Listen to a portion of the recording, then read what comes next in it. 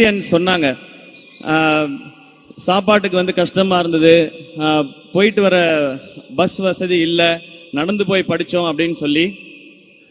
நான் வந்து 3 வேளையும் சாப்பிட்டு தான் ஸ்கூலுக்கு போனேன். ஏன்னா எங்கள் அப்பா ஒரு வேளை சாப்பிட்டுட்டு ஸ்கூலுக்கு போய் படித்ததுனால நான் ஆட்டோலையும் ரிக்ஷாலையும் ட்ரெயின்லையும் பஸ்லையும் நான் ஸ்கூலுக்கு போனேன். எங்கள் அப்பா நடந்து ஸ்கூலுக்கு போனதுனால. ஸோ ஒரு தலைமுறையில் ஒருத்தர் படித்தா அதுக்கு அடுத்து வர தலைமுறைகள் எல்லாம் நல்லா இருக்கும்ன்றதை நான் என் குடும்பத்துல இருந்து பார்த்துருக்கேன். எங்க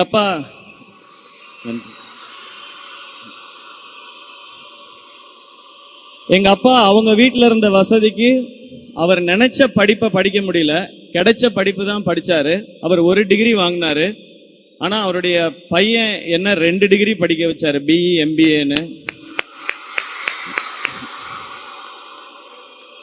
எங்க அக்கா 3 டிகிரி முடிச்சிட்டாங்க, பிஇ எம்பிபிஎஸ் எம்டி எஃப்ஆர்சிபி முடிச்சிருக்கிறாங்க.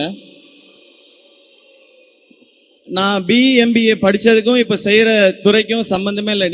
நீ படிச்சது வேற, ஆனா நீ நடிச்சுக்கிட்டு இருக்கிய அப்படின்னு நீங்க கேட்கலாம்.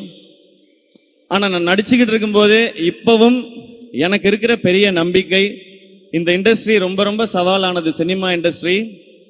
அதுவும் எந்த ஒரு பின்னணியும் இல்லாமல் எந்த ஒரு துறைக்குள்ள நுழையிறதே ரொம்ப அசாத்தியமான விஷயம்.